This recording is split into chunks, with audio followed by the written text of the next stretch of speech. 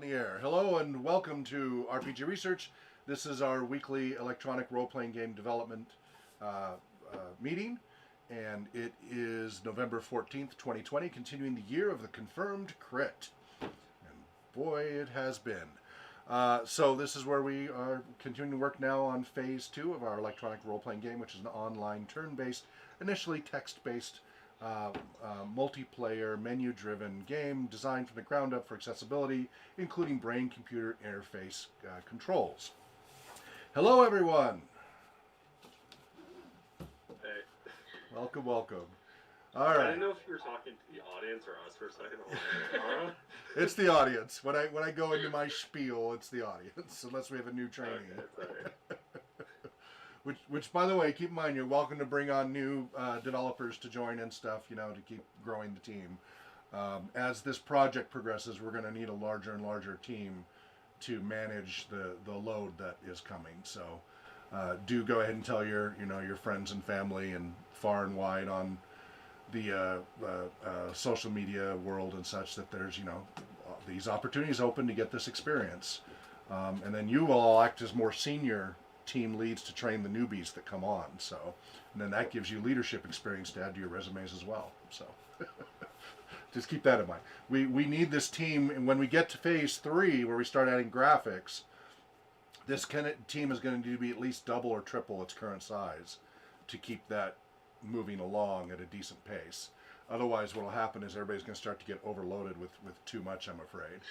So, but again, that's a ways away. That's still, we're talking well into next year. But we want to have people along for the ride to get the experience and be prepared for that. So, and with each phase, complexity increases, and we have to, be able to hand it off to more people. And it's the way that way we keep from overloading any of you, right? So here's what happens in the volunteer world that we've learned to balance. If we keep it small pieces where you're only 2 to 4 hours a week or so, we don't lose you. We're less likely to lose you because you want to do it, you want to help, you enjoy doing this, but then you've got school and work and life and all of that. And if this part of it starts to take up too much time, it's 10 hours, it's 20 hours, it's 30 hours, you start missing deadlines because you're like, oh, I was too busy with school, etc. You start feeling guilty because you feel like you didn't put in enough hours. And then that's how we end up, people end up going, I can't do this anymore because I've got too much going on, etc., etc. So by keeping it small and doing basically human peer-to-peer, right, offloading it a little bit, everybody does a little bit, that's how we've been able to grow RPG research as a whole, by everybody just doing a little bit. And as long as, small blows fell great trees, how do you eat an elephant, one bite at a time, this human peer-to-peer thing has been kind of an experiment for me. I've done actual peer-to-peer networking. I don't know how many of you are familiar with distributed.net. It was one of the earliest peer-to-peer live systems back in the 90s. They used it to legally break the RC 5, I forget which one. Anyway, the government encryption codes. And so we as sysadmins would install this background app that would use, when the CPU wasn't being used, would activate the CPU to download a piece of code, encryption code, chew away at it, solve a block, and send it back to the servers through distributed.net. And eventually, we collectively, through millions of installs around the world, broke those government codes. So then they went to the next level of codes, the next levels. Then later it was used for like the Human Genome Project, for SETI, the Search for Extraterrestrial Intelligence, cancer research. That became a thing. And then eventually you started to get things like Napster, LimeWire, and all of that, who saw this opportunity to do it with files and music and such, etc. But that was the early peer-to-peer. Now, peer-to-peer as a concept has been around since there have been computers, but using it in this user-focused way was new. And it was a way to not overload your computers and distribute the load. We've been doing that with RPG research. That's been the experiment I've tried to do, is just have everybody do a little bit at a time. And so the best way to keep from losing people is to not overload them. So do please help put the word out so that we can keep growing the team. And then we'll be able to have people in different departments, if you will, right? We'll have our graphics people, we'll have our back-end people, we'll have our logic people, etc. As you decide what you like to do. And remember, it's all volunteer, it's challenge by choice. you have a lot of freedom here, much more than you would in a normal workplace. As far as flexibility of hours and flexibility of what you do. But just wanted to put that out there so that we keep that going. As we get our infrastructure better, and especially once we get a volunteer coordinator, we'll be able to handle that growth once again, and we're working on that. So, Valerie, how are you doing today? I'm good. How are you? I am doing okay. I no longer get to sleep in on Saturdays a little bit now that I've got the 9 a.m. thing, although it's not as bad as when we had the 7 a.m. for training thing for a while there. I don't get to sleep in at all because my cat thinks I'm supposed to be up at 5:45. So we had a cat like that when I was a kid, Chanson, who he was a big cat. He was, before he was neutered, we didn't neuter him until he was 5. Before he was neutered, he was 17 pounds. And then after he was neutered, he put on a little bit of weight, and he was 21 pounds. And he was a fighter, and he was a big orange cat. And he would, if he wanted to go out or something, he would just, if you were laying on your back in bed, he would creep up and then he'd be next to you. He didn't have to do it, but he would jump onto your chest. And he'd be like, oh! And if that didn't work, he would headbutt you. He would slam his head into your head to wake up, and you'd wake up, and he's like, meow! Looks towards the door, and you're like, yeah, all right, get off me. I'm hoping your cat isn't quite so, no, I mean, she's 10 pounds and she doesn't touch me, but I think about 8 of those 10 pounds are her lungs because she's loud. That'll do it. Well, there's your alarm clock. Keep those circadian rhythms in sync whether you like it or not, huh? Well, okay, so I have been running ragged trying to get the workbook finished. Some of you probably saw an earlier draft get fired off to everybody. You should have. We're now in the second to last draft, waiting for final edit returns. And then after that, we're going to send it to the publisher, and I hope everybody caught everything, because it's going to be really embarrassing if we put this to the publisher and there's like really obvious, because we don't have a dedicated editor. The closest thing is my wife, who isn't an editor. She's a tech writer. There's a difference between a tech writer and an editor. She's doing the best she can to help me clean stuff up, but I've gotten about 6 or 7 people have responded so far out of our nearly 150 people. So now, of course, you have an older draft. And the main thing I want people to look at is not the introduction and all that, because I've rewritten all of that considerably. It's all of the 16 weeks. And I've changed weeks to sessions, and there have been a number of changes, but I just need everybody to do a sanity check on that 16 weeks. And it's okay if you all spot the same problem that others have spotted. That's okay. I just want as many eyeballs on this as possible. And if you stick to just that 16 weeks, ignore all the preamble before it, it won't take you that long, because most of it is white space, right? It's the questions with blank spaces and a lot of blank space, because it's a workbook, right? It's not a study guide. But if I could just get everybody who got a copy to look through it, even though it's an older version, and even if it says I didn't find anything, email me back, Hawk, HAWKE at rpgresearch.com, that you looked it over and you thought it was fine, or hey, here's some things that didn't make sense to me, and some of them I may have already rewritten, but you may catch something that others haven't said something. I'm really nervous, excuse me, about putting this out and then us embarrassing ourselves because it's got all kinds of weird problems because nobody looked it over. So please help me. When would you like us to have it reviewed by? Next few days, if at all Okay. possible. Next few days. I'm just waiting for people to actually get back to me. So my hope was middle to end of next week I can fire this off to the publishers, because once I get all the changes, I can implement the changes in a day. Like even if I get 50 people responding, most of the changes are often the same, so I can get all the changes integrated within a single day. And then after that, I fire it off to the publishers, and I got to pay them about $700 up front for ISBN and copyright and Q code and all these other things, and Library of Congress entries, etc. But after that, then it'll be available both in ebook and print on demand through various resources. but I do need more eyeballs. My eyeballs are pretty fried.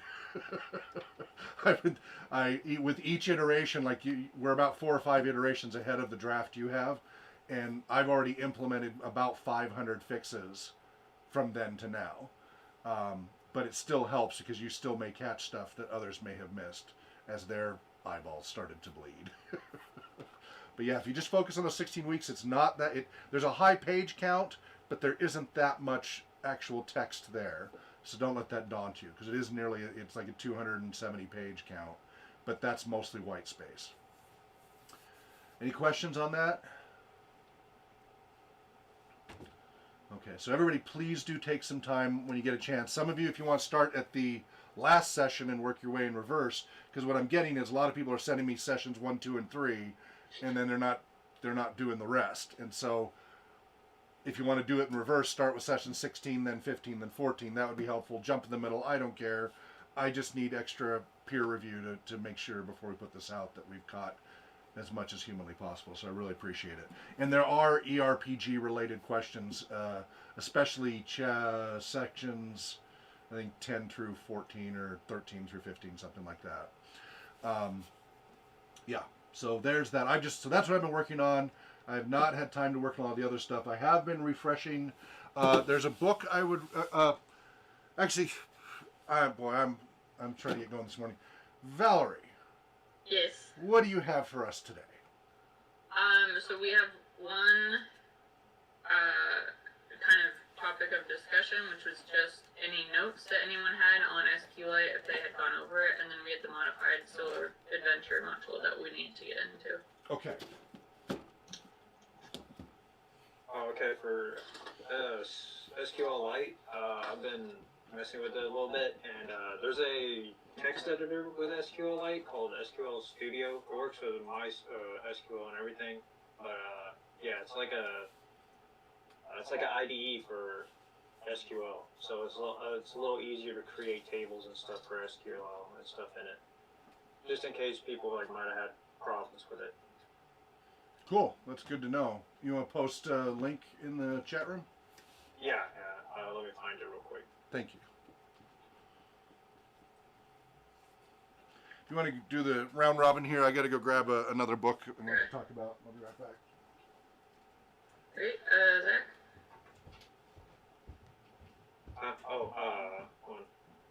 Looking for the link. Okay, tight. I wasn't sure if you had anything else. So Nick? What? Do you have, did you look into SQLite at all? No. Okay.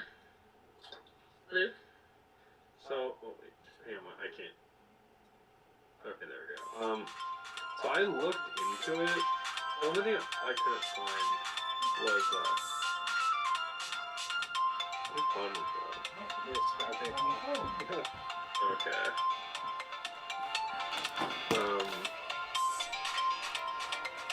Okay, sorry. My brain died for a second. Thank you for calling RPG Therapy. Okay, I couldn't hear you anyway, so. So no, I did look into it. The only thing I'm not really sure on is I'm trying to find solid documentation. There's 2 different versions of Godot SQLite through GitHub. There's a few different projects to do the same thing. So I just wasn't really sure which one we were gonna go with, but having used SQLite, the actual concept before, I have no issues with using SQLite. I don't know in the context of Godot how we're gonna do that. That's what I'm trying to figure out. Does anyone have thoughts on that?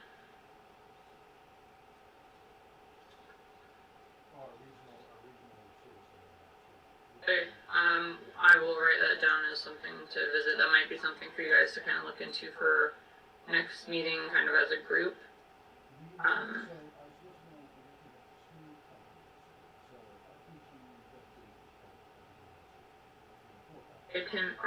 Sorry, Tim's not here. Trevor, do you have any notes? Unfortunately, I do not. I was busy coding 2 learning modules this week. Okay. Doug? I haven't really looked into it much. I was looking here, it's saying that it stores the database as a single cross-platform file at a host machine. So, I mean, that's interesting. It means we don't have to deal with aspects of. I don't know. Does that mean that? Does anybody know structurally how it works?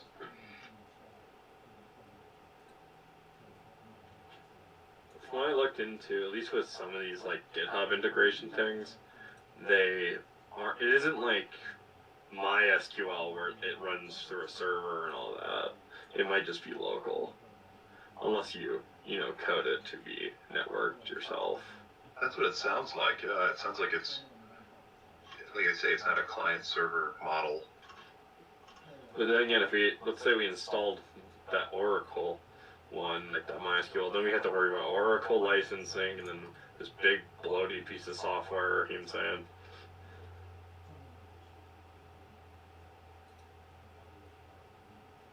Yeah, and I haven't fooled around with anything like with Oracle yet. I've just been kind of like refreshing myself on SQL stuff. Don't use MySQL. That's my advice. Yeah, I've tried to stay away from it, but I mean, every now and then I gotta watch a tutorial and it's like, it's in MySQL, but they're very similar. I was like, oh, great. Alright, whatever.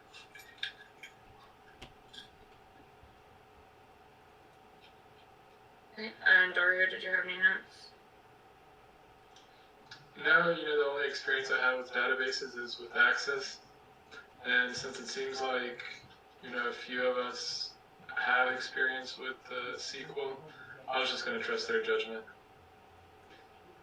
So no, I haven't looked into it. I mean, I started to, but I was like, I feel like I have to learn so much, whereas other people already have, at least, I don't know about a good amount, but at least some experience with it. I just put a link in the chat that has, if you actually just scroll down to the diagram, it shows application connector, the server process, and the database files. That, that's the typical model. But if you look down, it looks like you just essentially, it's just used to the application and database files. Like a file cabinet, kinda. It looks like maybe you use SQL syntax. It says Postgres generally syntax, but it's just files that are accessed with the application, which sounds good for what we're talking about doing.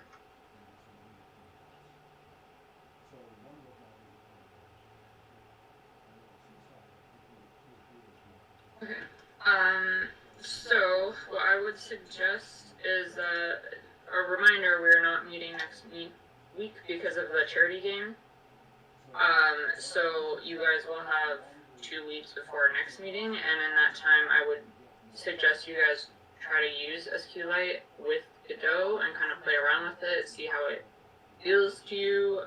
If you want, either Hawk or I will be here at this time slot next week, but if you want, you guys can come in and chat while you all kind of work on that, so you wouldn't have to dedicate any time to it outside of our normal meeting time. You can just use a meeting slot to kind of figure it out and play around.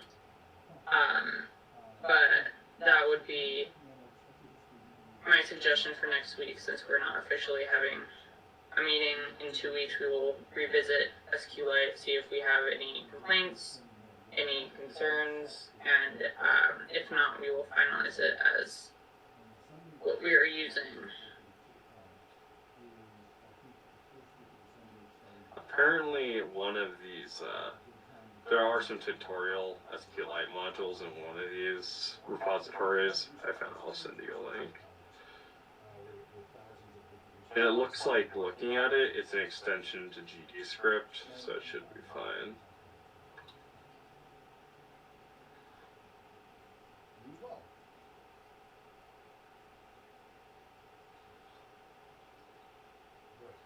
What was your name again? Okay, well, I hope you'll consider joining as a volunteer. Okay. You have a great day. Take care. Bye. I'm not sure how we're looking on how are we looking, huh? Sorry, had a phone call on the LLC line there. Who may become a new volunteer, so we'll see. What's the question? Cool. I was asking where we were, are we ready for the modified module? To go through the book? Yes. Okay. I wanted to quickly throw out a few things to people. in getting ready down the road. How many of you are familiar with, I think I mentioned them before, design patterns? Raise your hand digitally. Doug? What is a design? What do you mean design pattern? Like UML? Like agile. Nope. Oh. So I think Doug's the only one that, okay. Design patterns are common programming problems that come up for developers. Again, they should teach this. This should be like not your first class, but certainly in your second year of programming, all programmers should learn this, and they don't teach it. So design patterns. Now these are specific to Java, but they're applicable to any object-oriented language. Elements of reusable object-oriented software. So these are the same common problems that come up over and over and over again in software development over the decades. And, because as you go from project to project, you will find you keep solving the same problems. And so this uses a combination of UML and code snippets to address really common design issues in programming. So, for example, well, I think if I just read what is this for you, it may just help you get there. Where was that page? Page 2. All right. What is a design pattern? Christopher Alexander says, quote, each pattern describes a problem which occurs over and over again in our environment and then describes the core of the solution to that problem in such a way that you can use this solution 1,000,000 times over without ever doing it the same way twice.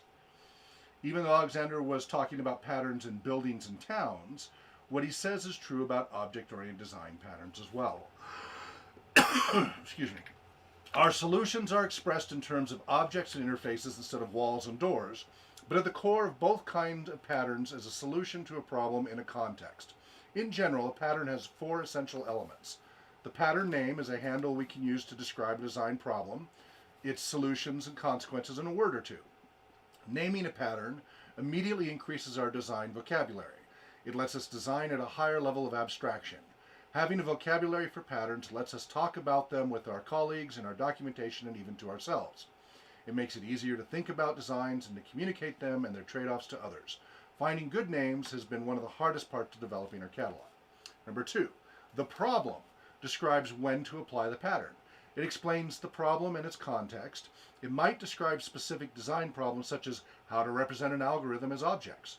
It might describe some class or object structures that are symptomatic or in inflexible design.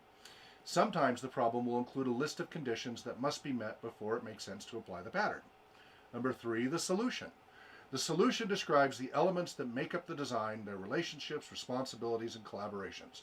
The solution doesn't describe a particular concrete design or implementation because a pattern is like a template that can be applied in many different situations. Instead, the pattern provides an abstract description of a design problem and how a general arrangement of elements, classes and objects in our case, solves it. And then number 4, the consequences are the results and trade-offs of applying the pattern. Though consequences are often unvoiced when we describe design decisions, they are critical for evaluating design alternatives and for understanding the costs and benefits of applying the pattern.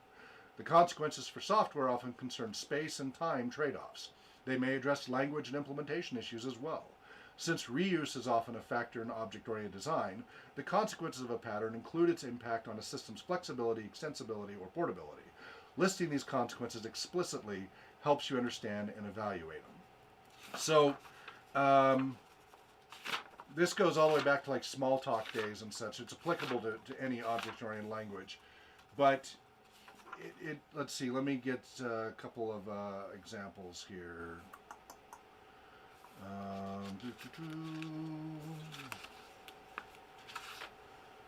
All right, here's a quick overview of some, and you will have heard these terms in your training and code reading days and maybe not realized what they were talking about necessarily. So there's a catalog, it's 23 design patterns. Their names and intents are listed here. So, abstract factory. Provide an interface for creating families of related or dependent objects without specifying their concrete classes. Adapter. Convert the interface of a class into another interface clients expect. Adapter lets classes work together that couldn't otherwise because of incompatible interfaces. Bridge. Decouple an abstraction from its implementation so that the two can vary independently. Builder.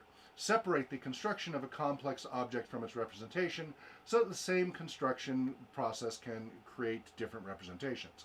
Chain of responsibility. Avoid coupling the sender of a request to its receiver by giving more than one object a chance to handle the request. Chain the receiving objects and pass the request along the chain until an object handles it. Command. Encapsulate a request as an object, thereby letting your parameterize clients with different requests, queue or log requests, and support undoable operations. Anyway, the list goes on, and these are, if you're going to work professionally in coding, you should learn these backwards and forwards. And so we're not where we need to implement this yet, and these books are not the cheapest. I don't know what they cost now. I've had them forever, and there's probably newer versions of it. And there are other books that can break the language down a little, like the Head First Design Patterns. There's other how-tos that might make the language a little clearer for you. But this is the Bible of design patterns. There's another one we'll get into. What would you recommend? Would you recommend just going straight for that one, or would you recommend the Head First one first and then jumping to that one? Depends on your learning style. I love Head First. It works well for me. Yeah, so if you like Head First, if you like that step-by-step process, which they do a good job with, then go that route. If you have no trouble jumping straight into the deep stuff, if you're a little bit more academic in your thinking, but you should buy, I mean, if you have to choose between one or the other, go with the tutorial first. But eventually you want to own the source book, because they all reference this book. And then down the road, as our code grows, you guys are going to want to get the refactoring book. But we'll talk about that down the road. Refactoring is how you go back through and optimize, clean up your code, and it lets you keep scaling up. This lets you build a solid platform more quickly without redundant code, and without trying to reinvent the wheel. Refactoring is how you keep a project going and going and going without having to start all over again. Keep cleaning up your code and going through and re-optimizing and such. That's much farther down the road for you guys. Design patterns, though, I want you to start thinking in terms of design patterns fairly soon. I mean, again, we're not quite at the code writing process, but as we get there, we're going to want to start thinking that way. Now, UML and all that will help. Now, again, there are a gazillion UML books out there, and I'm trying to find my source one, and it's a little tiny skinny one, and it's missing. I don't know where. I loan these things out too, and sometimes they don't come back. This is again, most of my books are a little older because I've been doing this a while, but we got UML for Mere Mortals. So there's the main UML, and then this one tries to break it down, and it's a bridge between the older UML and the newer UML, and that's why I got it from UML 2.0 and 1X. I think we're on 3 now. I've lost track. But this might be a little, instead of jumping straight into the UML source books, you might want to consider a book like this. I don't know if there's a Head First UML. There might be. They make a lot of books.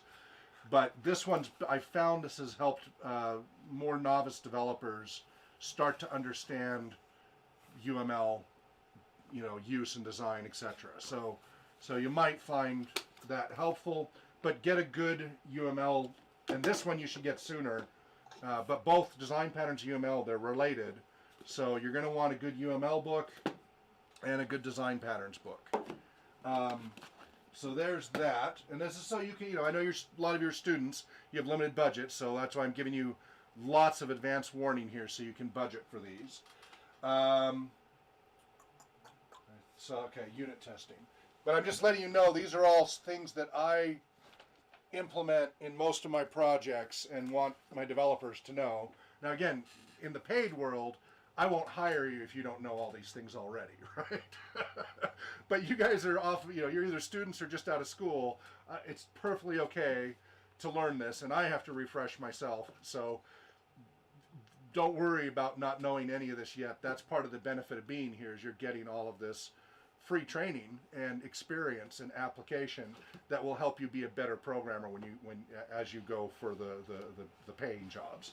And I hope as you get the paying jobs, you'll still consider sticking around here and continuing to grow, because even at your paying gigs, you may not get some of this stuff, and this will help you grow beyond whatever your paying gig is at to the next level and the next level. I went all the way, from coding in the procedural days to the OO days onward, to lead developer, to project manager, to architect, right, at the high corporate level over the decades. So even though I don't remember everything and I have to look a lot of it up again after all this time, I've got that experience to help you if you want to, some people are perfectly happy to just be code monkeys the rest of their lives, and that's okay, we need that. Other people want to kind of work their way up the chain, and I can help you with that. And then you, as you code, will come up with tricks that if you share with the others will help them as well. So again, we want to be a community about that. So the other one, again, this is Java specific, but you can apply this to any language, is unit testing. And I think we talked about this last week, that if we do 90% design, we only have to do 10% code, the project will be much more manageable and easier to move forward with, where we do a lot of this design stuff first before we write code.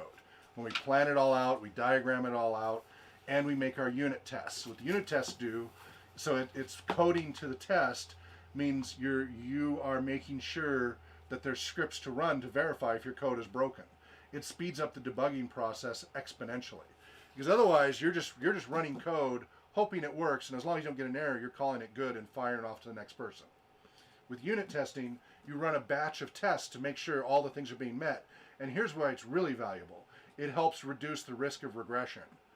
You guys familiar with that? So when you write code, let's say you're working on 2.0 now, and you're editing code, and you accidentally introduce a bug that we already squashed back in 1.0, but you didn't know it, and it might slip in and get all the way to production if we don't have unit testing to double check for any regressive bugs and such.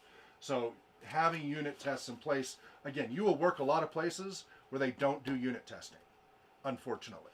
A lot of places that won't use design patterns, unfortunately. A lot of places that won't use UML, unfortunately. These are skills that are going to get you a higher paycheck down the road as you get good at these. You can a higher hourly rate, what have you. This ties in more, as somebody was mentioning Agile, XP and Agile style programming. Unit testing ties in nicely with. So let's see if there's a quick summary here.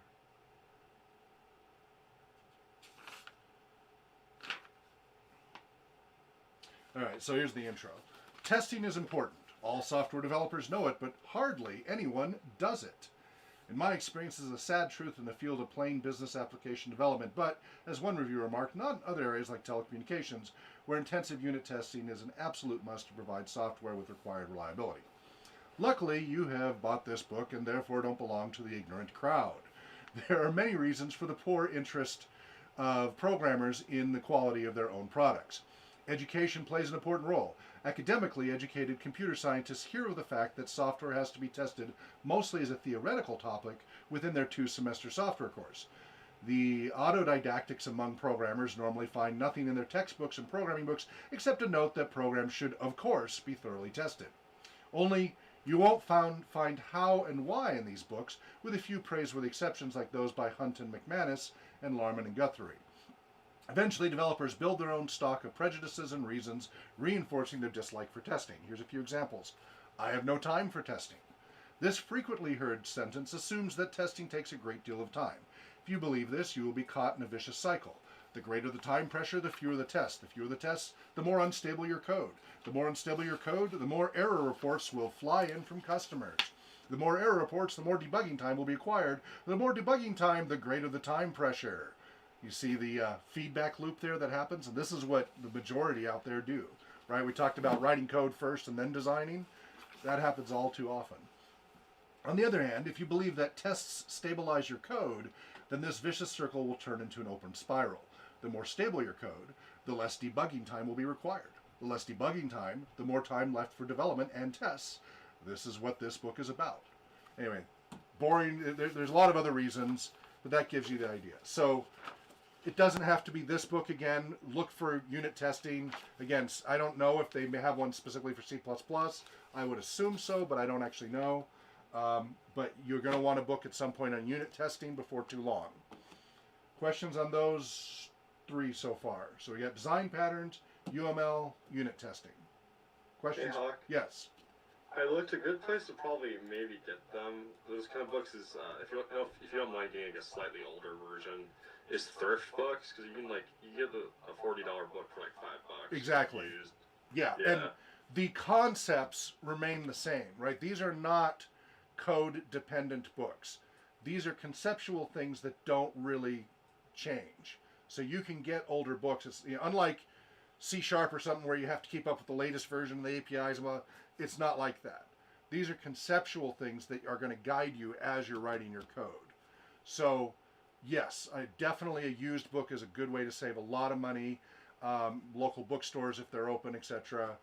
Amazon, I usually buy a lot of used ones for that kind of thing. So, yes, thank you for bringing that up, because that's an excellent point. Since these are more conceptual and they're not really bleeding edge, you don't have to get the latest and greatest version. Get one that fits your learning style. That's the key thing. If you like a more fun style versus a more get straight to it technical style, you need to decide what works best for you. Anybody else?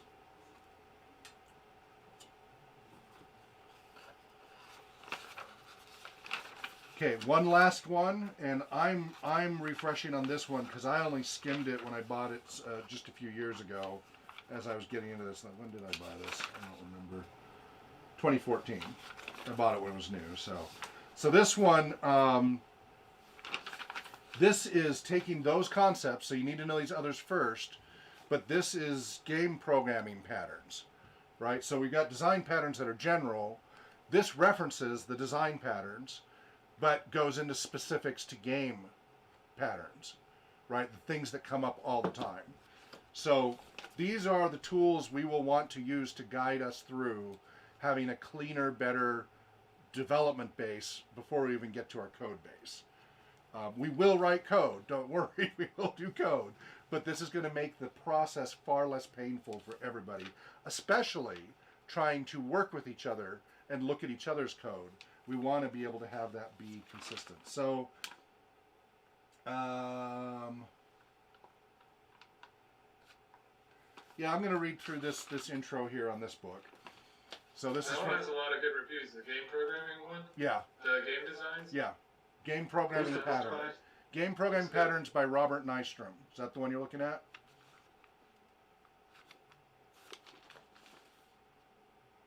Yeah, that one. Okay. A So, lot of good reviews. good. In 5th grade, my friends and I were given access to a little unused classroom housing a couple of very beat up TRS-80s. Do you guys know what trash 80s are? Yes. Tandy radio. It's the old Radio Shack computers from the late 70s, early 80s. They're one of the ones I cut my teeth on. I cut my teeth on a PDP mainframe at the University of Utah using paper tape and punch cards. Apple II, and then later Apple IIc, 2E, etc. TRS-80, TI-99-4A, PC Junior, Amiga, right? These are all ones that I learned coding on in the late 70s, early 80s. So these are old computers, but they're rugged. You usually had to hook up to a television as your monitor in these days. Hoping to inspire us, a teacher found a print of some basic programs for us to tinker with. The audio cassette drives on the computers were broken. So we didn't have floppy drives. We had an audio cassette that you put in, and it basically ran like a modem onto the cassette to store the data. And then you would load that back into RAM, and it could take, I had one program on my TI-94A, it took half an hour to load into RAM, and it was only like an 8K program, 8 kilobytes of code, which was a lot, but it took like 30 minutes. So I would, in the morning, put in my cassette, load it into RAM, go make breakfast, right? Come back and be ready to start continuing my coding. And then backing up took forever as well. So the audio cassette drives on the computers were broken. So anytime we wanted to run some code, we'd have to carefully type it from scratch. This led us to prefer programs that were only a few lines long. So this is in BASIC. 10, print, quote, Bobby is radical, exclamation mark, exclamation mark, exclamation mark, end quote. By the way, exclamation mark in programmer parlance is bang. So it'd be Bobby is radical, bang, bang, bang, close quotes. 20, go to 10. We got a nice little loop there, down the screen.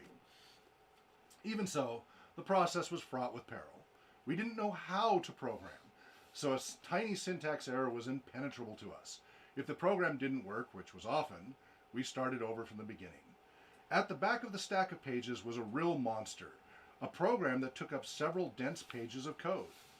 It took a while before we worked up the courage to even try it, but it was irresistible. The title above the listing was Tunnels and Trolls. We had no idea what it did, but it sounded like a game. And what could be cooler than a computer game that you programmed yourself? We never did get it running, and after a year we moved out of the classroom. Much later, when I actually knew a bit of BASIC, I realized that it was just a character generator for the tabletop game, Tunnels and Trolls, and not a game in itself.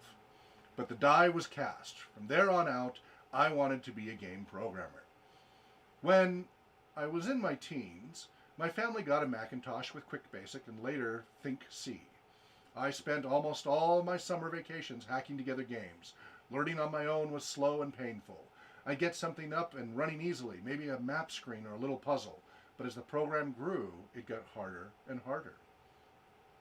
He also has a side note here. Many of my summers were also spent catching snakes and turtles in the swamps of southern Louisiana.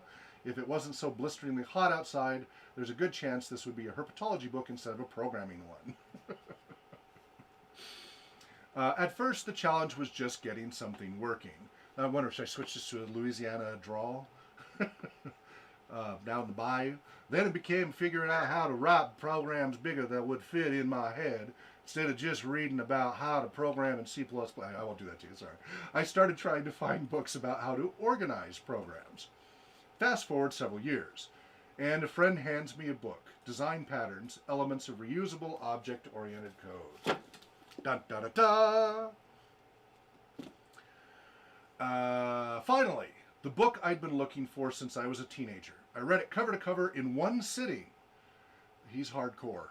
God, it's not an easy book to read cover to cover. I still struggled with my own programs, but it was such a relief to see that other people struggled too and came up with solutions. I felt like I finally had a couple of tools to use instead of just my bare hands. In 2001, I landed my dream job, software engineer at Electronic Arts. I couldn't wait to get a look at some real games and see how the pros put them together. What was the architecture like for an enormous game like Madden Football? How did the different systems interact? How did they get a single code base to run on multiple platforms? Cracking open the source code was a humbling and surprising experience. There was brilliant code in graphics, AI, animation, and visual effects. We had people who knew how to squeeze every last cycle out of a CPU and put it to good use. Stuff I didn't even know was possible. These people did it before lunch. Excuse me. But the architecture this brilliant code hung from was often an afterthought. They were so focused on features that organization went overlooked. Coupling was rife between modules. New features were often bolted onto the code base wherever they could be made to fit. To my disillusioned eyes, it looked like many programmers, if they ever cracked open design patterns at all, never got past Singleton, page 73. Of course, it wasn't really that bad. I'd imagined game programmers sitting in some ivory tower covered in whiteboards, calmly discussing architectural minutiae for weeks on end. The reality was that the code I was looking at was written by people working to meet intense deadlines. They did the best they could, and as I gradually realized, their best was often very good. The more time I spent working on game code, the more bits of brilliance I found hiding under the surface. Unfortunately, hiding was often a good description. Excuse me. There were gems buried in the code, but many people walked right over them. I watched coworkers struggle to reinvent good solutions when examples of exactly what they needed were nestled in the same code base they were standing on. That problem is what this book aims to solve. I dug up and polished the best patterns I found in games and presented them here so that we can spend our time inventing new things instead of reinventing them. So there's more to it, but you get the general idea. So you have to, you can jump straight into this, but I highly recommend first doing the design patterns head first or whatever. The UML, understanding that reasonably well. Working up to getting the actual source book, because he references this source book throughout, so you're going to want it before you jump into this. But obviously, we're going to want to use this. Now, I have not used this in a project yet. This is new to me as well. I'm looking forward to learning what's in here. I am starting to read through it and such. So we've got some time before that becomes a thing. But I wanted to let you all know the tools I recommend to help you be able to handle this project. And this is a lifelong benefit for you in your projects. And the unit testing, of course. Don't forget that. That's of course. I found that Java one you're holding pretty cheap. Yeah, you should. It's pretty old. How old is that? 2003. After I was born, it's good enough for me. I got books from the early 90s in here. That's this version of Linux here. I think this is mid 90s. This was already 3rd edition. Falling apart.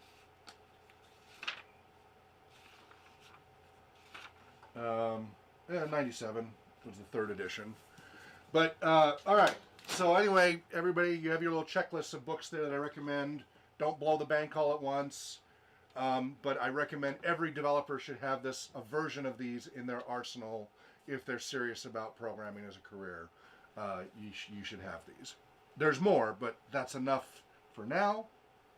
And it will apply. We will get to apply this directly as this project continues. Even though I'm going to be refreshing as well. So my apologies if I end up jumping around as I try to remember these things. And if you remember something, again, we are working together as a group. While Valerie and I are taking on leadership roles, this is not a dictatorship at all. We try to be authoritative rather than authoritarian, but we are doing this as a group to achieve a goal together. So please do feel free to share. If I misspeak and I go down the wrong rabbit hole or something, or say something just outright wrong, please speak up. Go, hey Hawk, I'm calling baloney on that. Here's what this is. I'm like, okay, great, and I welcome that. There's some others now that I think we're a little late, but I went through before with writing and storytelling and such. But that's for another time. All right. I think finally I can actually get the whiteboard back out and we can actually play the game after this break. Does that sound good? Is there anything anybody want to cover anything before we go to break? Valerie? No. Okay, do the round robin. Just check in with everybody first. Okay. Zach? No, I'm good. Nick? I'm good. Luke? I'm good. I guess I gotta go to Springs for book shopping now, but I'll be good. Trevor? It's all good here. Doug? I'm good. Dario? Yeah, same here. I'm good. Okay, Okey-doke. so let's go ahead and take a 5-minute break, and then we'll get into actually playing the game and figuring that process out. Who was the next person who was supposed to be handling the flowchart? We didn't decide, but Nick and Luke are still up for wireframing. Those are the two that were left? Okay, Mm-hmm. cool. We'll flip a coin on that when it comes up. All right, we'll be back in about 5 minutes.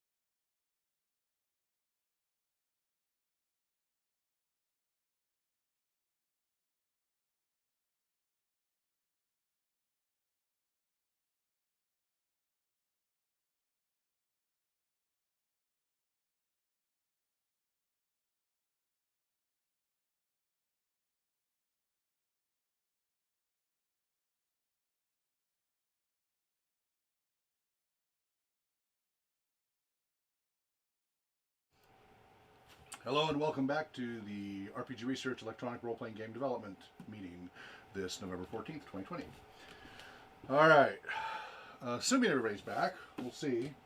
We're going to go ahead and go through the next step of the process in flow charting and then actually playing as a group, but making it turn-based using this solo adventure book as our little testing platform to kind of just design how we want, right? We're going to get the design level taken care of. It'll make it easier for us to plan the actual code implementation by using this real world application.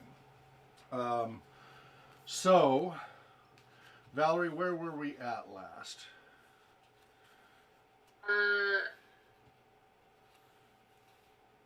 I believe that we had figured out all the wireframes for everything we needed in order to start playing, so we were going to start going through the book and doing the flowcharts as we went. Okay, good. So, we already had made characters previously, right? We got, so Valerie, Trevor, Tim, Nick G, Luke, Doug. I think some people are here that weren't here then. Like Dario, for example. Anybody else did I not mention Zach? Were you not here for that either?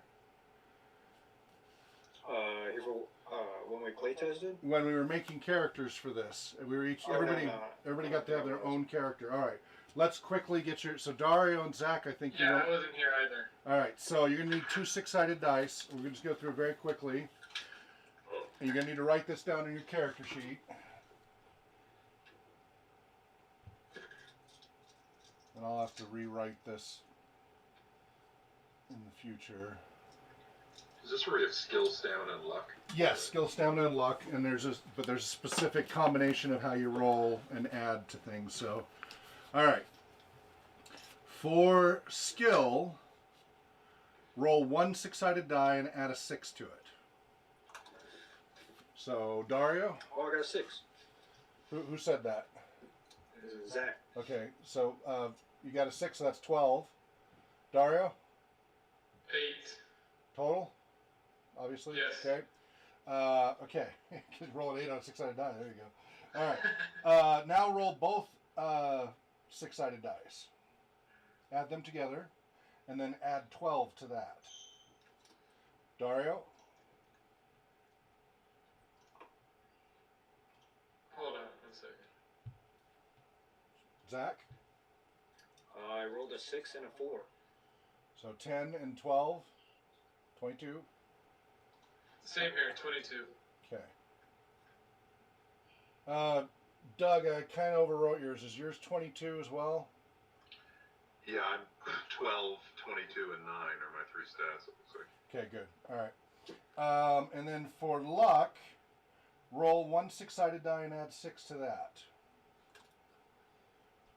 Dario? Uh-oh. 11. Okay. Well, that's good. Zach? 8. Oh, ouch. You're not alone. Tim also has an 8, as does Luke. So we've got a pretty good range from 8 to 11 on luck. All right.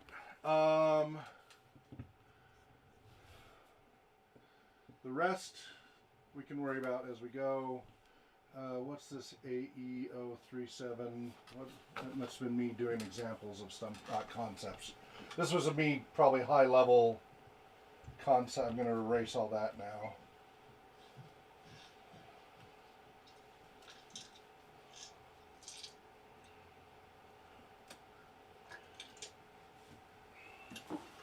Now, we're going to need those flowcharts handy that we've been working on. Are they all up on the GitHub, Valerie? Yeah. Okay.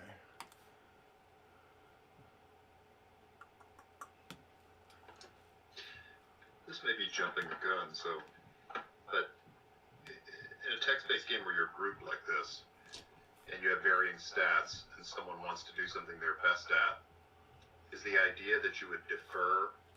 For example, one of you's Nope. That's what we're trying to work out here exactly, is the turn-taking process, that it's not like a voter pool or electing or all those, that just everybody gets to take a turn, and then it has a group consequence until the next thing and the next thing, right? That's what we're trying to figure out here, right? That's what we were trying to flowchart. So if it's your turn, and it's like picking a lock, say, and your character's the fighter, is not very good at lock picking. You can say, I skipped this turn. Exactly. That's what we were working out in the flowchart. Was anybody not here for one of our flowchart meetings? Have you been to all? I think we've had 3 flowchart meetings, right? So Yeah. okay. So let's get everybody. Let's have those flowcharts handy, because that's going to be exactly the kind of questions we want to make sure our flowchart answers. For some reason, my login on GitHub is not. Can I change passwords? I used to change passwords recently or something. Let's see.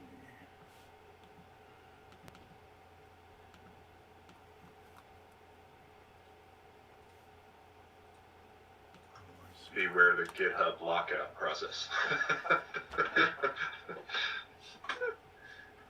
It's like with the Google security alerts. It's like, oh, who else would it be? Once I got locked out, it took me like 2 days to. It was crazy how long it took. Jeez. All right, I'm in now. All right, there's our repo. I don't even know why it was asking me to log in. I must have hit the timeout or something, because I'm in here so often. Wireframes. These are technically flowcharts rather than wireframes, but that's okay. Okay. And I don't know, did I ever get around to installing the diagramming software? I don't know if I did.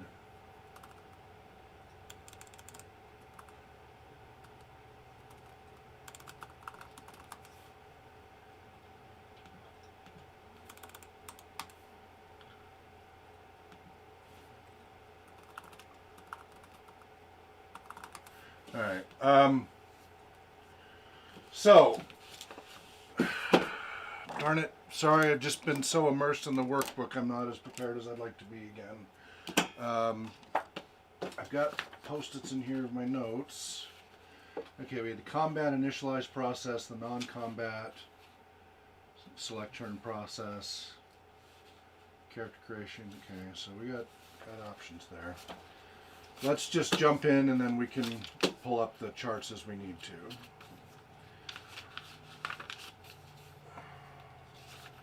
But everybody's represented, right? So Valerie's, Trevor, Tim, Nick G, Luke, Dario, Doug, and Zach.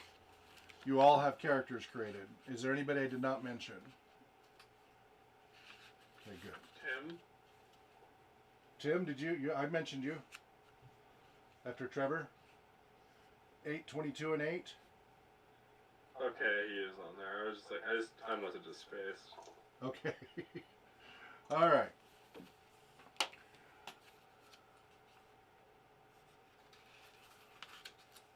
Let's go to the beginning of this once again. Let me get a water bottle.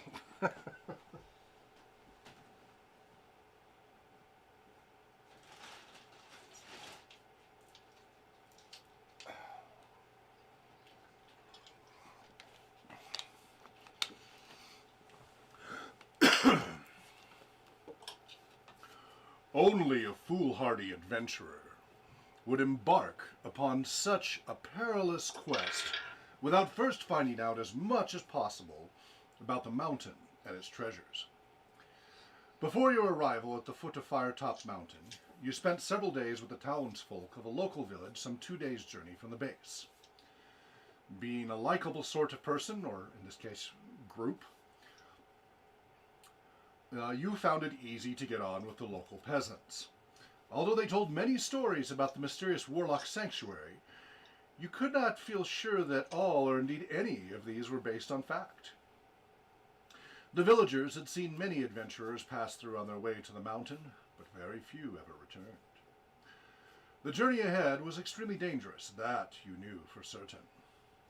Of those who returned to the village, none contemplated going back to Firetop Mountain.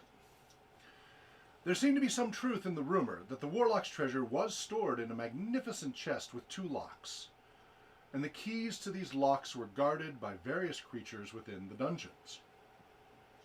So, of course, you'll want to be taking notes because those are clues right there. The warlock himself was a sorcerer of great power. Some described him as old, others as young. Some said his power came from an enchanted deck of cards, others from the silky black gloves that he wore. The entrance to the mountain was guarded by a pack of warty-faced goblins, stupid creatures fond of their food and drink.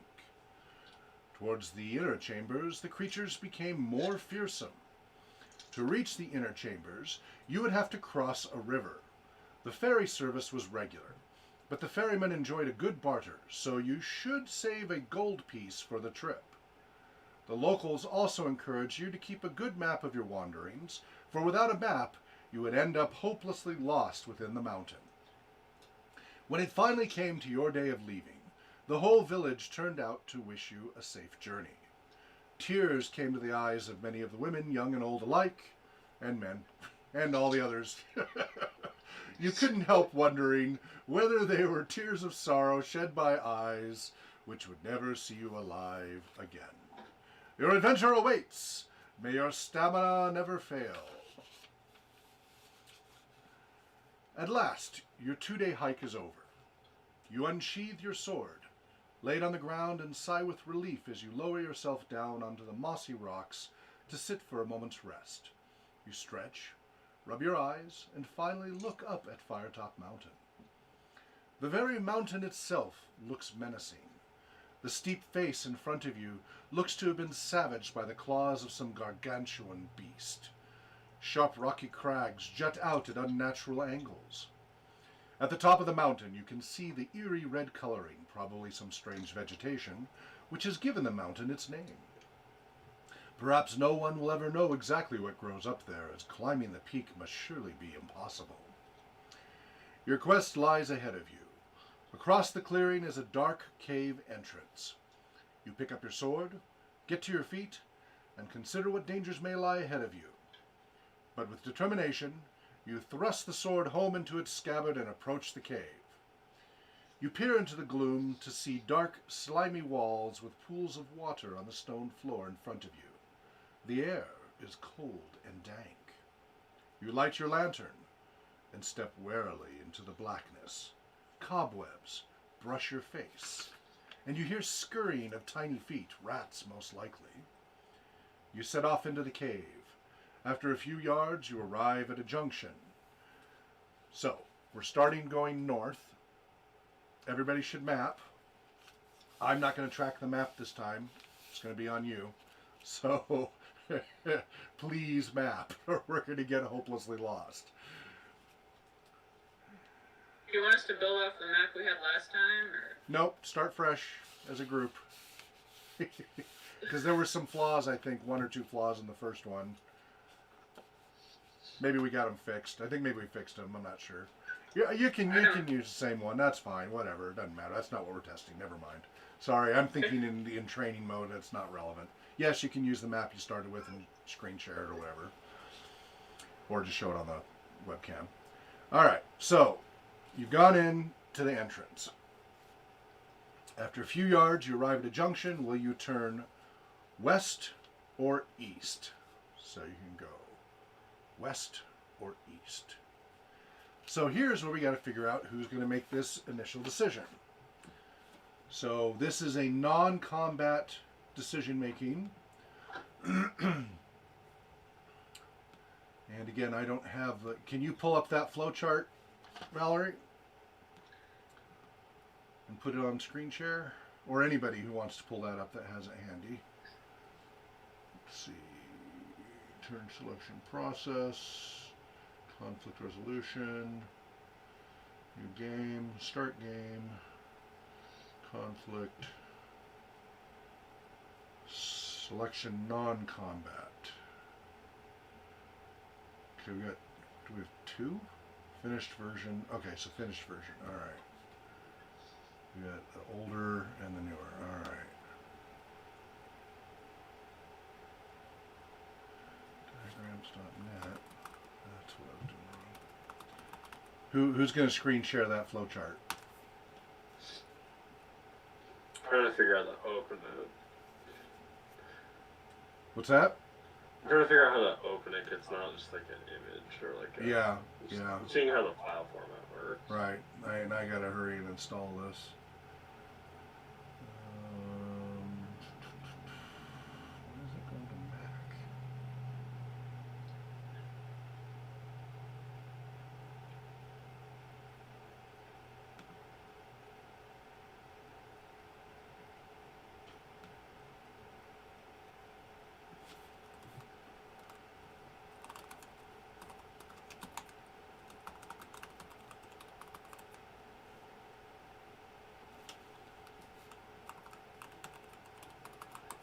Is everybody having trouble pulling it up? Is that what's going on right now? I don't think I it'll got let you it. Okay, Valerie.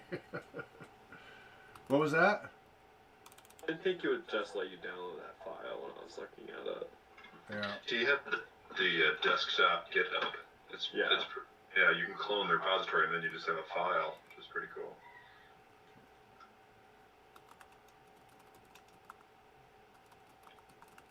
Okay, so everybody's joined the game. We now have a user, so I'm going to need my post-its, which are not where they're supposed to be. Ah, people, put stuff back where it belongs.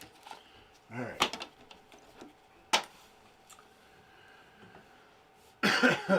So let's do a count of who's actually here.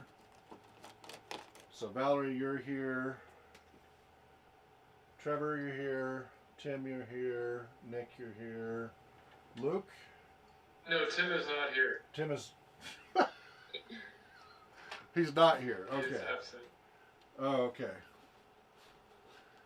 Hey, I John. am here, Luke. Okay, so Tim is not here. Luke is here. We got... Any Oh, word yeah. from Tim, by the way? Zach. I think this is his third week in a row I haven't heard from of him. being absent. And we do not have Doug as well, right? Doug is not here. Doug's here. Oh, he This is? is Doug Ritter. Where? Oh, it's scrolling off the screen. That's why. Okay, because I don't have it in tile mode. That's why. There you are. Okay. Sorry. It was in. I had you on the side, and so that made it scroll down. Okay, so everybody but Tim. All right, so that's 7 people. So I'm gonna have to use the odd 7-sided dice. I think there's a 7-sided. Pretty sure there is. I think that's it. Okay. All right. So we got that, and so I just got to ignore the one with Tim. So yeah, if you guys want to email him and stuff, see how he's doing. Valerie, you especially might want to contact him. Okay, so we'll go ahead and let me go pull that back up. Users join game. Our user count U currently equals 7. We'll store that user count. I just stored it in my static and dynamic data storage and retrieval tool. All right, user opt-out process. So I'm going to roll. Oh wait, no. Before we do that, is there anybody who does not want to make a decision on this choice? So somebody's going to get to make a choice on left or right. Is there anybody who just doesn't want to make a choice right now? I'll opt out just to. So That's use the your process. use the raise hand button to help me Okay. with that. Okay, so minus Zach. All right, so we just changed from 7 to 6, and minus Nick. Okay, so we just dropped from 6 to 5. All right, so now we got 5 people. So that's people who've just chosen for this particular round to opt out. So our new user count option is U equals 5 now. So now you gotta get the 5-sided die. That's 4. That's the 5. All right. So now we'll go ahead and do the random select from section 5. All right, and of course it's a little harder to do it manually here, but we'll do it again. Okay, so I rolled the last person on that one, so that's going to be, as far as how I just did it here, that's going to be Doug. So Doug, you are the selected user. Do you want to make a choice for the group basically, or do you want to opt out? You know, I have a question. Go ahead. On user opt out 2, when someone opts out, are they then removed from the process? Yes. It subtracts them, so the user count changes again. But in terms then of selecting the next go around, do you complete the full round, or are the opt-outs of a given turn always put back in? You know what I mean? Once you opt out for that round, you stay out for that round. Until it gets all the way through the rest of the group. Correct. Okay. Does that make sense? I would pick West. Okay, so you would like to select West. Okay. So we go West, which says to jump to number 71. So going to 71. Okay, and so now our user count is down to 4 because we've now used Doug. So Doug is removed from the pool, and we're now down to user count 4. Making sense so far? Sure. When do we want the rounds to end? Should it be after every other decision, or until like a major decision comes up? Each decision is a new round in this case. Okay. So we're going to go through the whole process again, except for the person who made a choice. Okay. Yeah, right? Because Doug is right now in the made a decision mode, so he's now temporarily out of that queue. So we reset at user equals 6 because we're just minus Doug. Does that make sense? Yeah. Okay. And maybe we need to improve the flowchart for that, but that's where I have the temporary exclusion subprocess as a big box there. That's kind of where that gets worked out. All right, you go West, and darn it, I got sidetracked. Let's see, because if I read the wrong one, it will screw everything. It is 71. Okay, so you go West. There's a right-hand turn to the north in the passage. Cautiously you approach a sentry post on the corner, and as you look in, you can see a strange goblin-like creature in leather armor asleep at their post. You try to tiptoe past him. Test your luck. If you are lucky, he does not wake up and remain snoring loudly. If you are unlucky, you step with a crunch on some loose ground and eyes flicker up. So, this is going to be a contested roll check, right? This isn't a choice. This is everybody has to make a contested roll check, right? Everybody has to move forward here, right? Because there's no other option given. It's either you succeed or fail. That doesn't say go back or anything like that.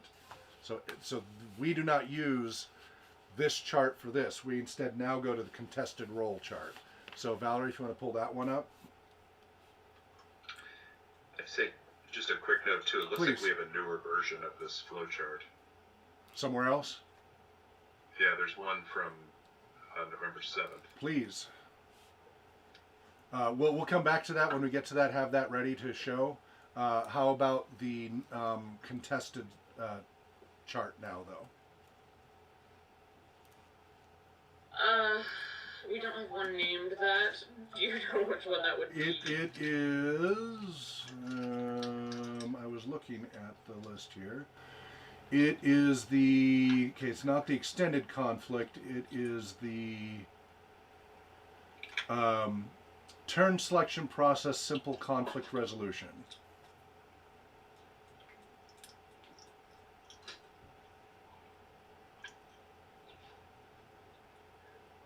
It's at the top of the GitHub list of files that I'm looking at, but it's Right. Project Ilmatar Phase 2 flow chart, turn selection process, simple conflict resolution. It does not have a date stamp. Right, I found it. I just need Okay. to download it. Great. Can I ask a quick question too? Please. Is there ever a time since this is text-based and turn-based, that we'd ever want to do kind of weighted group averages for the whole party for? We're avoiding that for this. Okay. We intentionally, because of the brain-computer interface process, and to keep it simple for Phase 2, remember we're going with minimal viable product for Phase 2. We can always add optional enhancements down the road if we want, but starting to add voting and weight options and all of that gets a lot more complicated. So we're going with the KISS principle, right? Keep it simple, silly. Keep it simple, stupid is the normal one, but you know. So we're sticking with the KISS principle, just going the simplest to get to a minimal viable product. When we have that all working, then we can, just like with Neverwhere Nights, we can start adding enhancements and flexibility to it. Does that make sense? Yeah, I just meant like, is it like a group? For example, this luck roll, it might actually be simpler if all the lucks of the group were combined in one roll was made. The group succeeds or fails together. But I see what you're saying. Each person has their own role. It's probably more fun for the individuals. Right. We want to, when we can, let everybody have a turn, but we won't always because of the nature of this. So this is one where we can, right? Everybody's doing the same action, so everybody gets rolled. The computer can handle that for us, it's going to be a little bit more involved, but the computer can handle that very quickly. So this next roll is pretty much an AND gate with 4 inputs, right? That we go through only if all 4 of us. well, no, there'll be those who get through it okay, and there'll be those who don't. Oh, okay. So 'Cause it's if you not succeed- like one person doesn't get through, and now all 4 of us have to. Right. So what's going to happen is it will Okay. temporarily split the party. Because again, I'm going very literally out of this book. It says, Okay. if you are lucky, the guard does not wake up, remains snoring, you turn to 301. If you are unlucky, you step with a crunch on the stone, on some loose ground, eyes flick open, turn to 248. Now, here's where we could make a decision, is once somebody wakes up the guard, that screws it for everybody else that's still left behind. Right. So you could have half the party get across quietly with no problem, Okay. and the remaining party, because one person makes it noisy, has to deal with the guard. Now, in a real role-playing game, obviously the other party could turn around and do stuff, but we're going very literally out of the book right now, doing this pseudo process, just to work out these kind of fundamentals. When we get into the actual game design low level, we'll work out some additional details, but we want to get the high level stuff working smoothly first. Make sense? Gotcha. Yep. Okay. But so right now we only have 2 results, and everybody gets to roll on that. Okay, can you shift that a little bit, Valerie, so it fits on the, like zoom out a little bit or something, because it doesn't quite fit on the screen. I mean, this is all there is. It ends over there. Oh, never mind. I just needed to close the chat window. Okay, there we go. All right. Okay, so this is where, again, a computer would do this much more readily. But let's go ahead and, so in order, this is the way I have your marching order, so if you will, on the whiteboard is basically going to be your marching order. So that's the way we're going to roll in order. Because remember, we decided the order people join the game gets to be their assigned number, right, as far as that goes. And then it gets rolled randomly anyway. In this case, we're not rolling randomly. We're going to do it by marching order. So we've got Valerie, Trevor, Nick, Luke, Dario, Doug, Zach.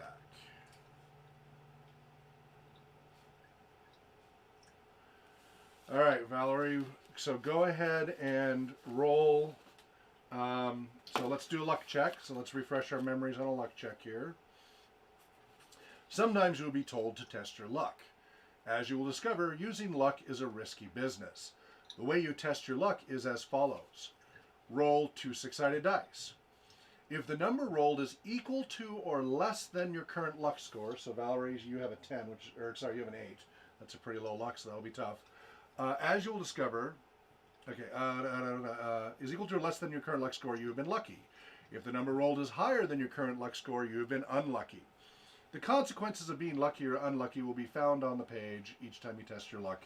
You must subtract 1 point from your current luck score. So the more you rely on luck, the more risky this becomes. So Valerie, what'd you get? I got a 3, which is good for me. Yes! So you succeeded. All right, so you tiptoe across without waking the guard and get into the other hallway. You're good to go. All right, Trevor, your turn to roll.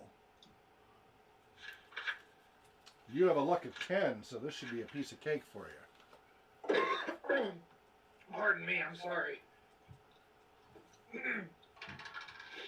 3. All right, so you tiptoe across, no problem. All right, Nick, you've got a luck of 9. 12. Oh, all right, Nick wakes up the guard. So, Valerie, I'm going to read to the people who snuck across first, so you get your result. Then we'll jump to the others. So, 301.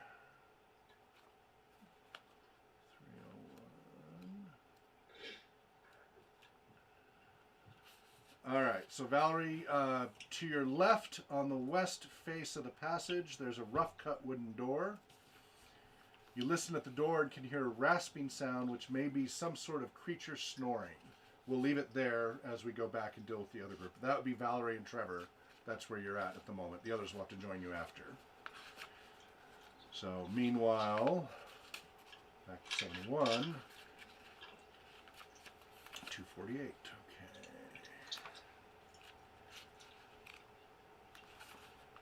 And remember, when you're not speaking, do please remember to mute, because like every chewing sound and stuff is getting broadcast loudly. All right, the creature is just awakened, and it's an orc. He scrambles to his feet and turns to grasp at a rope, which is probably the alarm bell. You must attack him quickly. If you defeat him, you may continue up the passage and then turn to 301. So, this is now an extended conflict resolution, because this is combat. So let's pull up the extended conflict resolution. This is where we have initiative determined for combat.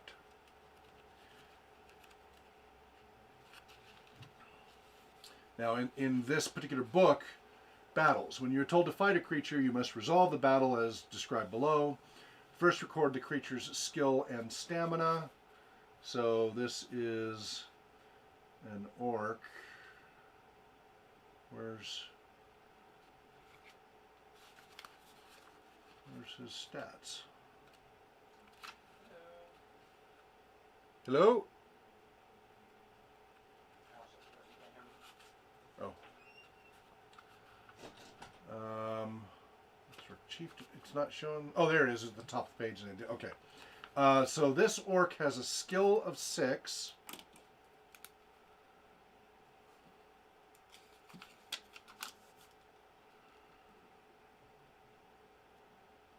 And a stamina of 5. So now here's our conflict. So setting the scene, PC intent. Okay, let me get back to. Okay, roll 2 dice for the creature, add its skill score. This total is its attack strength. So I'll handle that as the creature. So my NPC intent is going to be to attack the nearest person. So I'm going to go ahead and just roll that now anyway, just so I get that out of the way.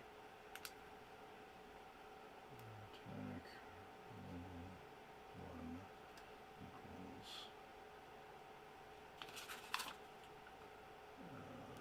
Okay. So you roll your 2 dice, add its skill score.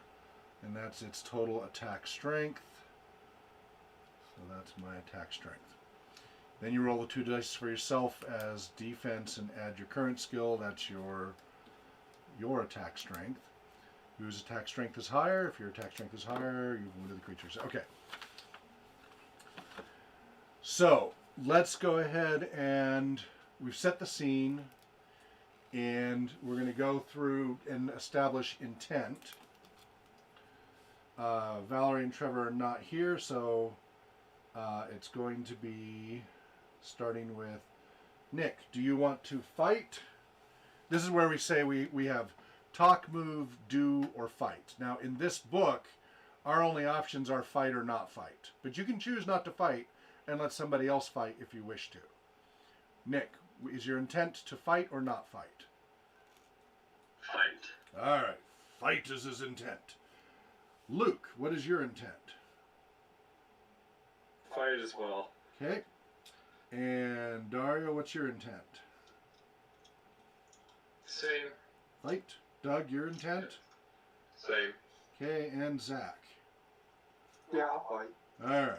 So that orc is going to take a beating once that happens. So what's going to be a little weird with this is the system, of course, is designed, this book system is designed only for one player at a time, but we'll figure it out. Whose attack strength is higher? If your attack strength is higher, you've wounded the creature. If the creature's attack strength is higher, it has wounded you. So what I'm going to do, for the sake of moving this along, and this won't always be the case, there will be creatures that normally only get one attack, right? And then all of you then attack it. So, but I think this entire game, all the creatures only get one attack. So what I think I'm going to do is, just for the sake of making it a little more interesting, is we're going to compare everybody's scores and see who got higher or lower, and then that lets you do everybody. So the orc could wound multiple of people, right? Because you're all going to get to attack the orc. Some of you will succeed, some of you won't. So the way we'll do it is I need to know each of your rolls now. So what you do is you're going to roll 2d6 and add your skill stat. So Nick. My roll was a 5. You rolled a 5 and then add your skill stat. What's my skill stat? You have a skill of 9. You have 9 skill, 17 stamina, 9 luck. So that's a total of 14. Okay. So 14 for Nick. Luke, what'd you get?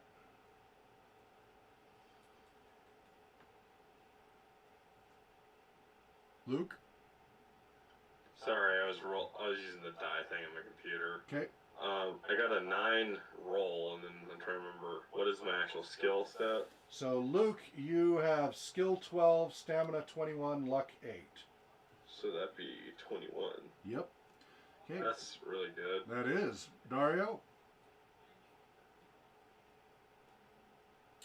Dario? 16. Okay. Doug? 22. Oh, boy. And Zach? I got a 6 and a 4, so plus 12, 22. Yeah. Okay. All right, that's all pretty good. So that means the orc did not outmaneuver any of you because it only got an 11. So you're all going to pound away at this orc. So the way it Whoever works... got 12 was super close. What's that? Whoever got 12 was super close. No, nobody had a 12 total. The lowest was 16. 16 was the lowest. Or 14, sorry. So we had 14, 16, 21, and 2 22s. So this orc is going to take a beating. Which it's a wimpy orc, so... Alright. If you wound the creature, subtract 2 points from its stamina. If you wish, you can use luck to do additional damage. So you can do a luck roll and then do additional damage. I don't think we're going to need to worry about that for this. If the creature wounded you, you take 2 points. And this continues until the score of one of them reaches 0, which is death. And you just go through the iteration. So, odds are you guys will beat it in a single round. But we're at least going through the process here, which is the whole point. So, Nick, you hit it. You take away 2 of its stamina. It goes from 5 to 3. It's wounded. Rah! Luke, you hit it. You take 2 points away from it. It goes from 2 to 1. Ah! It keeps trying to stab at each of you, but flails uselessly when Dario delivers the killing blow, subtracting 2, which makes him -1, and the orc falls dead at your feet. Doug and Zach, you didn't get a chance. I mean, you kind of all did your thing, but it was pin-cushioned and dead before you could finish it off. Now, we'll talk down the road in design whether we're going to do experience points or skill-based. Here's a pro and con thing, Valerie, you might want to make a note about experience points versus skill-based advancement. Here's where I can see a problem. Experience points typically, like in a D&D setting, are divided amongst everybody who was there for that particular encounter, right? So, Valerie and Trevor, you were not involved in this combat. You would not get XP for this particular combat, except that you kind of did defeat them by sneaking past. So there should be XP for sneaking past if we're doing an XP system. But meanwhile, for those who are in the combat, the XP should be divided up evenly because you all took equal risk between Nick, Luke, Dario, Doug, and Zach. I'm just talking system stuff here. We don't have to hammer this out yet, but we will have to down the road. Valerie, just have notes for this.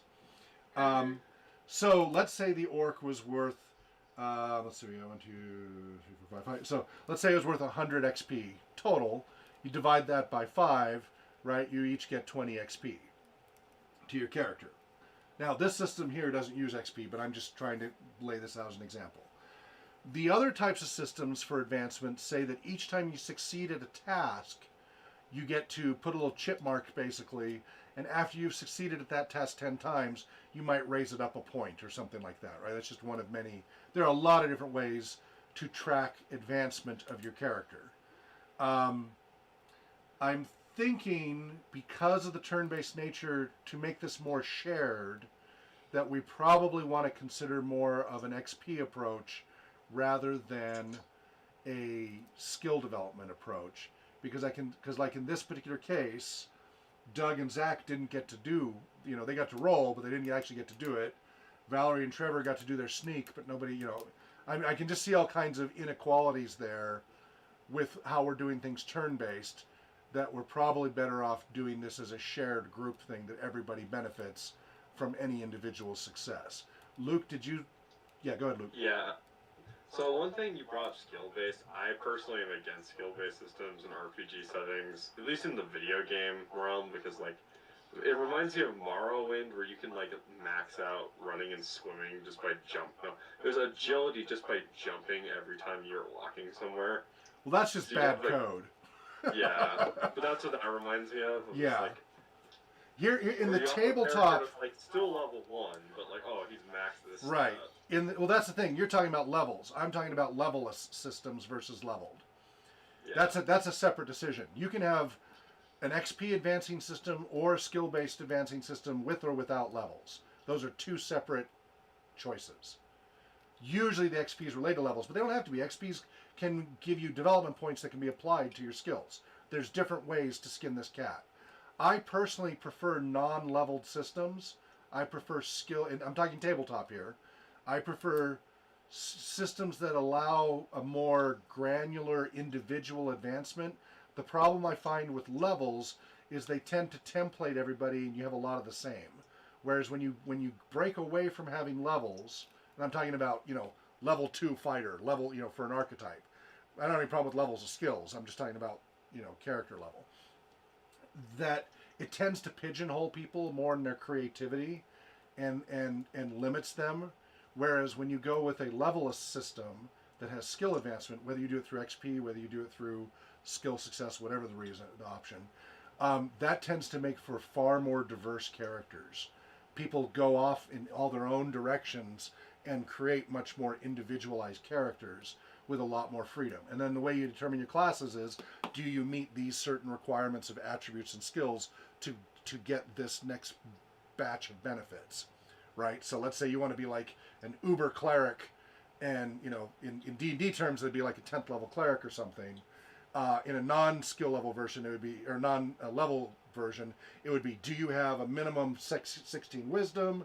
Do you have these skills developed, and do you have these experiences to qualify to become the equivalent of the 10th level cleric who unlocks these spells, what have you? Does that make sense?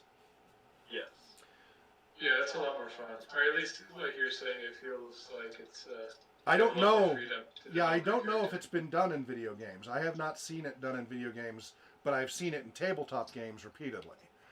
I think, it's been a while since I played it, but I think Fallout 3 was made like that. I don't Okay. remember there being levels. There Now might I have should been, but I I should remember- back up. No, Fallout has levels. So. Okay, I should back up a Okay. second. That's what's in my head. However, I think we agreed for phase 2, correct me if I'm wrong, Valerie, we had already picked a game system that we were going to use, and it was the Open D6 system, right, for our template? Right. So Yeah, that's right. everything I just said is moot.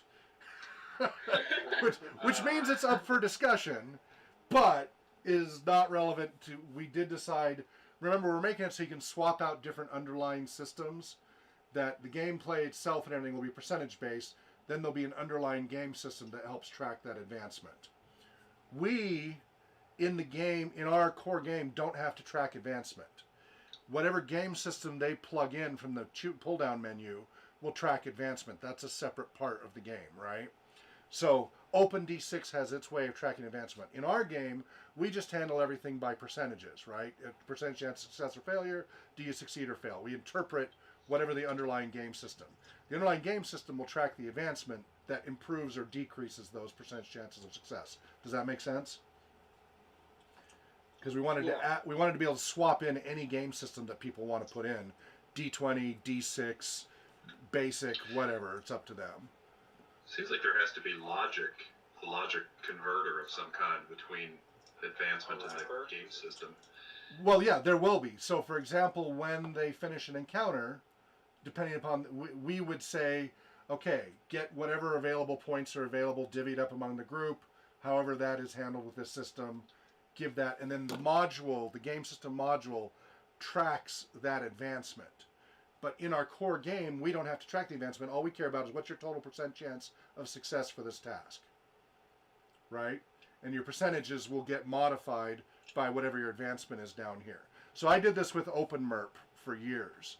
OpenMerp is where I wrote modules that were meant to bolt into any game system, and I wrote it in a generic percentage-based chance of success, and then it could be interpreted into AD&D, MERP, whatever game system, no problem. So I've done this in the physical world before. We're just going to have to write code modules that do the same thing. Does that make sense? At a high level. Again, we'll have to get into the code of how to do that. But that's the abstraction, is everything in the core game that's system agnostic is basically percentage chance of success. We then have to determine, based on your advancement and such of the game system, and that's a separate we have to write that game system module to make sense in our game, right? So that for OpenD6, it's going to have to interpret the logic one way, versus D20 is going to have to interpret it another way, so that we get a fairly consistent result. We'll have to figure all that out when we get to that down the road. We'll have to say that, okay, if you have 6 points in the OpenD6 system, that's the equivalent of 18 points in the D20 system, right? And we just have to have that logic in there when you plug in that module for that game system. But that's down the road. But do you guys get that at a high level? Does that make sense? Yeah. Okay. Okay. So, the orc has been butchered. You all get, like whose line is anyway? You get 1,000 points. The points don't really matter. And you can now, let's see what it says after we've defeated him. If you defeat him, you can continue with past 301. So now you join your other 2 party members, Val and Trevor. So. Also, just a note here, Hawk. Yes. I'm sure you know, but as a reminder, we have 5 minutes I left, see that. and we do have the charity thing after this. Yes, yes. So, we got through making a choice in a tunnel, and we got through a short conflict, just a skill check for the sneaking, and we got through a quick combat. We just got through 3 of our charts. We'll need to keep doing that to make sure we don't find use cases that break it. But so far, does it look like our use cases are holding up okay? Yeah, pretty well. For now, yeah. Yep. The only thing I'm concerned about, we did mention the topic of experience versus skills and all that. Like, that might be something we want to wireframe to make it pretty game system agnostic. We will. Once We will. There is no advancement like that in this book. Yeah, I So- understand that. But like, let's say we use a different book. We'll get there. Yeah, we will get there to the advancement stage. Again, we're starting super simple. Very, very simple rules, minimal. We're not even at the open D6 level yet. We're trying to make sure that these just really fundamental turn taking, because this is like really fundamental, is how do we make this turn-based thing work? We're getting that resolved first. So we're going to do a few iterations of that, make sure that's working. We've ironed out the use cases for that. Then we'll layer on other things like advancement and other more complex things. Make sense? Mm-hmm. Okay, Doug, go ahead. Can the party split? Is that in our? I would. Allowance. We other than what I just did as far as the success and failure, that's a programming nightmare for what we're trying to do. I think for phase Yeah, two. that makes sense. For phase two, again, later phases we can add all kinds of features. But phase two, we want to reach minimal viable product. So we are going to say the most you can split is like what we just did. They succeed and move over, like let's say you got to walk across a wire bridge, a rope bridge or something, a chasm, and you have some party members who make it across the other side, and other party members who are waiting. That's about the like we just did here. We don't want to split the party more than that. Does that make sense? Yeah, so the possibility of like pausing out members who momentarily. Right. Yeah. They are no longer in this room, but they're sitting there waiting. We need to finish resolving back here so they can get to the group. Like as we just did with this one. I think that's the most we should ever split the party. I think anything more than that is going to become a mess, and it kind of defeats the point of everybody playing together, right? Which is one of the key things we're trying to emphasize. And again, I'm talking phase two. When we get to later phases, we can talk about expanding features. But the goal is minimal viable product of an online multiplayer turn-based role-playing game that you can play with just your brain, right? It's accessible. And so we got to, and right now text-based only. So we have to just keep that scope as small as we humanly can, that it meets all the requirements, but nothing extra. All the extras, so like Valerie, every time somebody throws out something like this, write that as potential phase 3 onward discussion, right? These are all feature requests. We don't want to do that yet in phase 2. We might want to do that in later versions. So every time somebody throws it out there, we should capture those ideas, but don't implement them at this stage. Does that make sense to everybody? Yes. Okay. Any last questions before we go here? Or comments? Valerie, you want to do the rounds? I'd like some feedback on what you just thought of your experience here, each of you. Yeah, I think this is good. I mean, I'm kind of still thinking about like the experience over skills thing, because with the experience thing, Let that go for now, because we're going to use the Open D6 Okay. system. So whatever the Open D6 system says, that's what we'll end up working towards. Okay. So yeah, I'm sorry for the tangent. That's my fault. Let that go for now. That's okay. Well, then now I'm pretty much good. It's feel like straightforward. Just we're follow- on the right track here. That it seems to be working so far. Yeah, I mean, Okay. made the flow charts and we just followed. So. Okay. Nick? I think we did good. Okay. Anything else you want to add to your experience of what this was?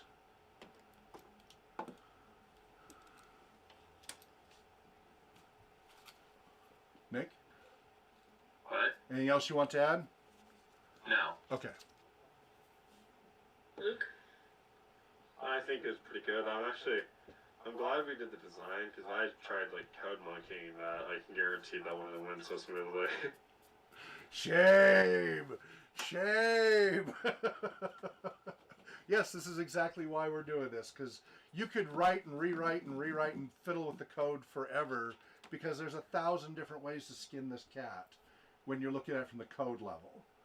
But when we look at it from this design level, the logic starts to give us starts to point us down a cleaner road, don't you think? Mm-hmm. Yeah, cool. Well, I'm glad you did that though, because hopefully you'll see the value. Because yeah, doing it from code up, lots of people do that. I mean, I did that when I first started programming when I was a kid, and it'll get things done. but often you'll miss things and then go back and need to rewrite and redesign, and it creates this mess. So, anything else you want to add? Nah. Okay, thanks a lot. Trevor?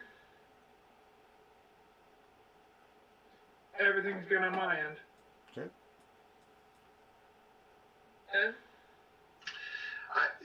I do have one thing, but it's three, so maybe we could talk about it next week if you guys got to run. I do wonder about the non-combat. I think the system works really well for combat the way we've got it.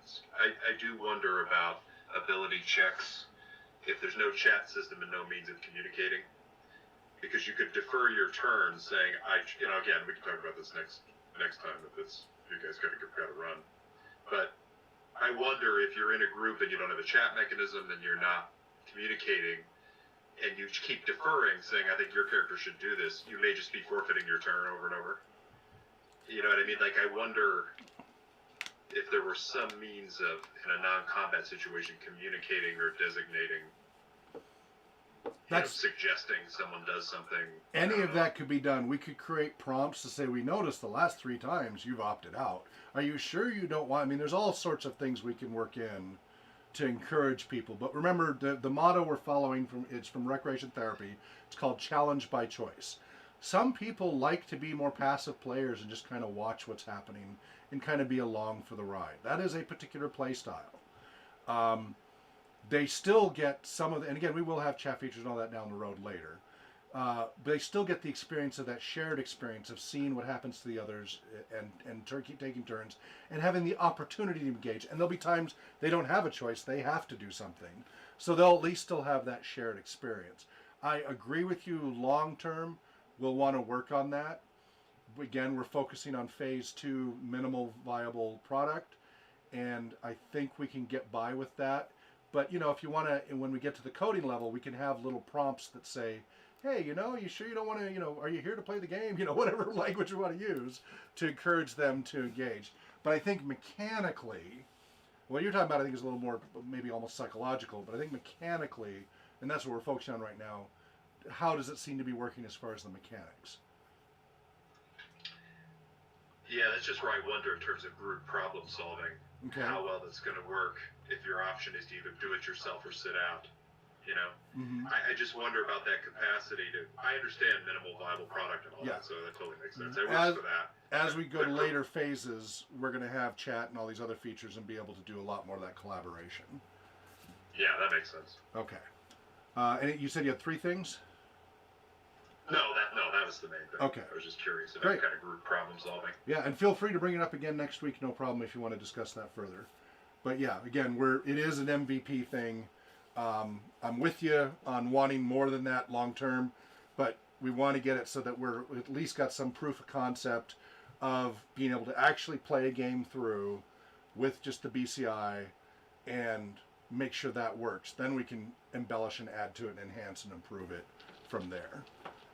As I said, we're going to add graphics and stuff later too, and sound. All that's going to come later too. So there's a lot more. This is just the bare bones skeleton we're working on, and right now just the design.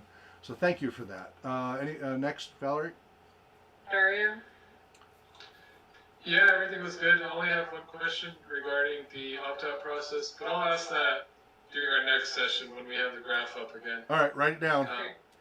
Yeah, right, because we're going to be meeting in 2 Yep. weeks. Reminder, no meeting next week. Yeah. Oh, no meeting next week because of Thanksgiving weekend. Is that why?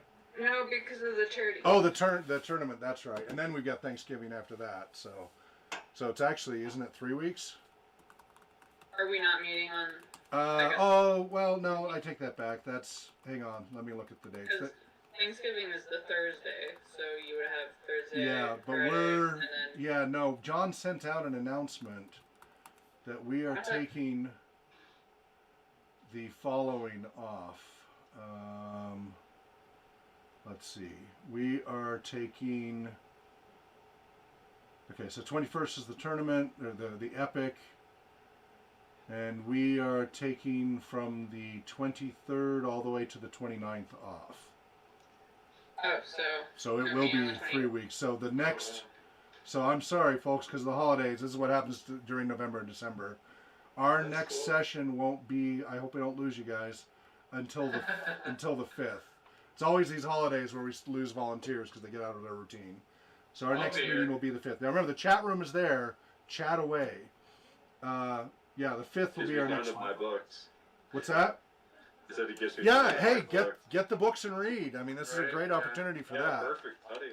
Yeah. Guys, Christmas presents. Woo! You're thinking big brains, All right, Yeah, I cool. want a bundle, not just one. Thank you. All right, who's left? Valerie, is that That's everybody? it. That's Okay. everybody. All right, thank you all so very much. Feel free to email me, text me, call, whatever, if you have questions between now and then. If you guys have a chance, sign up for the Epic coming up on the 21st. 6 D&D tables, 5th edition, Adventures League. Go to rpgresearch.com/events.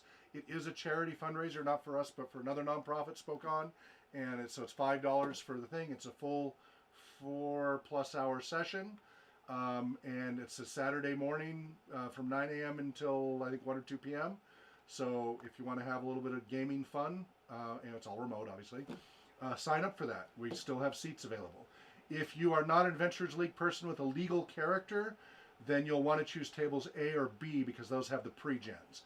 If you are an Adventurers League player and you have a legal character, then you can choose the other tables. And of course, you can get more info on that through that email. Thank you so much. Thank you, Valerie, for doing this. Everybody have a wonderful Thanksgiving holiday.